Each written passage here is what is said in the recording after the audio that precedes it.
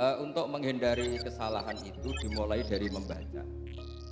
Saya beri sekian contoh betapa bahayanya tidak membaca. Misalnya begini, ada orang mau masuk Islam.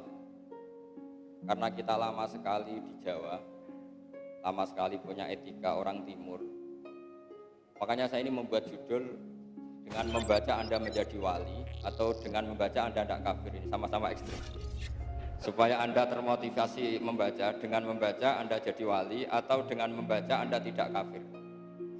Ini bukan berarti saya Wahabi, enggak, yang suka mengkafir-kafirkan, enggak. Nanti sampean cari misalnya gini, betapa bahayanya tidak membaca. Ada orang mau masuk Islam, misalnya, ya Syekh, ajarin saya baca syahadat, saya mau masuk Islam. Kemudian Anda karena orang Timur bilang, monggo pinarak riyen, ngeteh-ngeteh riyen, monggo pinarak riyen, ngopi-ngopi riyen. Itu di semua fatwa madzhab Syafi'iyah itu Anda yang menjadi kafir. Karena membiarkan orang ini punya waktu sekian menit tetap kafir, yang Anda kuasa menghilangkan kekafirannya saat itu juga. Artinya kalau dia pas ngopi kok dia mati, matinya kafir apa muslim? Kafir, belum baca syahadat. Itu salahnya siapa? Salahnya ustadznya tadi.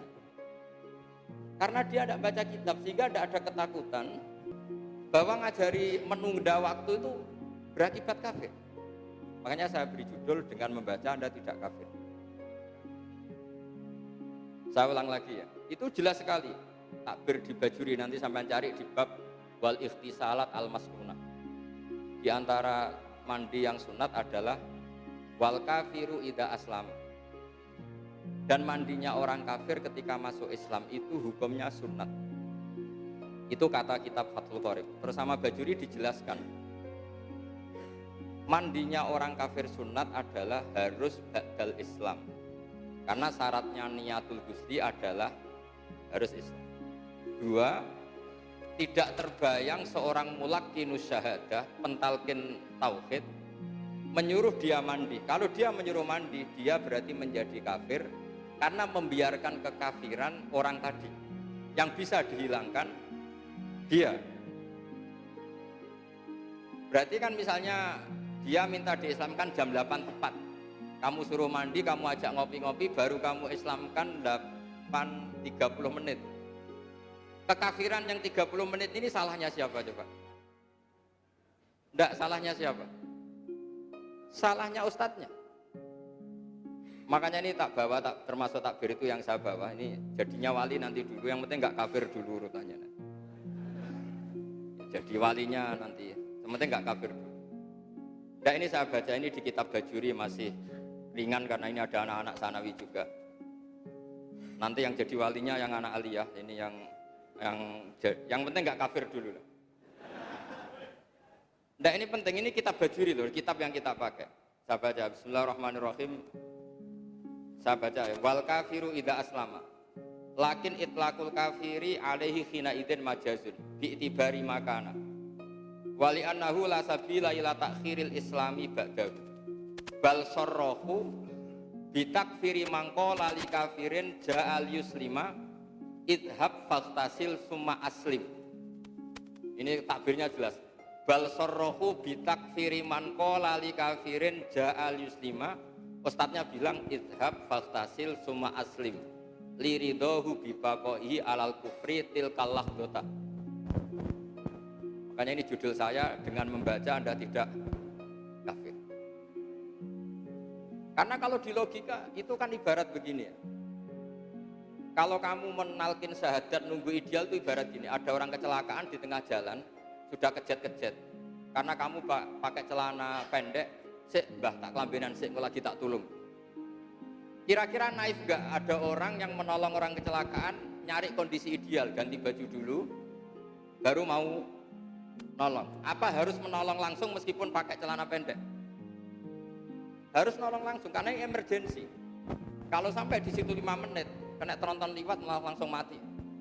Dan itu sekarang salah Anda, karena Anda yang tahu setiap fardu kifayah itu menjadi ta'ayyana alaihi, menjadi wajib bagi yang melihat saat itu. Paham ya? Apalagi ini tidak sekedar kecelakaan fisik, kecelakaan akidah yang Anda bisa menghilangkan. Kenapa ditunggu sampai mandi dulu, ngopi dulu, apalagi rokokan dulu? Oh, malah kafir murakkab. Ini makanya judul saya, dengan membaca Anda tidak kafir. Ini penting saya utarakan karena sekarang itu banyak orang baca tapi tidak menganalisis. Terus kedua, dengan membaca Anda jadi wali. Wali itu ya kelas-kelasan. Ada wali mutung, ini nanti wali-wali yang umat-umatan itu. Ya kadang wali, kadang enggak. Ada wali yang sudah permanen. Ini yang bil ilmi, karena bacanya banyak. Imam Ghazali pertama beliau jadi wali, itu berkesimpulan bahwa orang itu untuk jadi wali harus meninggalkan dosa. Caranya jangan kumpul orang. Karena kalau kumpul orang pasti gosip, ngerasani, macam-macam. Milihlah dia uzlah. Uzlah meninggalkan jadi rektor Madrasah Nizamiyah. Terus beliau hanya bawa masyhur itu, bawa benang sama jarum sama timba. Pikiran beliau ini nanti dipakai alat sholat. Ya sudah, beliau di hutan gitu. Nah ini judulnya dengan baca Anda jadi wali. Dia dengan begitu beliau ngira dia jadi wali karena meninggalkan gosip, meninggalkan jagongan macam-macam. Tapi dengan demikian pula beliau tidak niru para rasul. Ciri utama rasul adalah udhu fisabili, disakiti karena dakwah. Ketika beliau lama sekali uzlah, dia baca Quran, beliau baca Quran. Lelah pas yang dibaca itu ayat hatta idastai asar rusulu wa dhannu annahum qad kudzib. Ada yang sebagian qiraah qad kudzib, sama-sama sab'ah. Sehingga ketika Rasul itu sudah agak-agak putus asa dan mereka yakin kudzibu, didustakan, disalahpahami. Terus Imam Ghazali mikir, kiai kok delik jare warasatul anbiya. Nak delik sing musuhi sapa? Yang mendustakan siapa? Ora ono wong. Anane Mukjin Aladin. Sehingga dia pulang. Jadi ciri utama Rasul itu ono wong ora percaya. Makanya sekarang banyak santri yang enggak percaya itu masih mirip Rasul. Enggak miripnya karena enggak dipercayanya mergo kesuwen bodoni. Lah itu yang mari gak mirip. Sebetulnya kalau sekedar enggak dipercaya itu masih sifatnya Rasul. Di antara sifatnya Rasul itu kudzibu, didustakan, enggak dipercaya.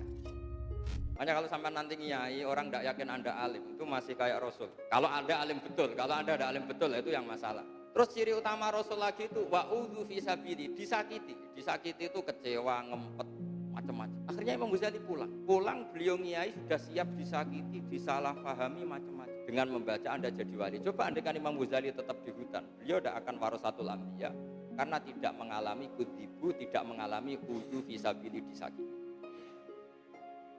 Coba kalau Anda tidak baca, mungkin Anda tidak tahu itu. Ngira kalau sudah uzlah itu hebat, terbebas dari dosa, terbebas dari barokahnya membaca, lagi-lagi itu tertolong.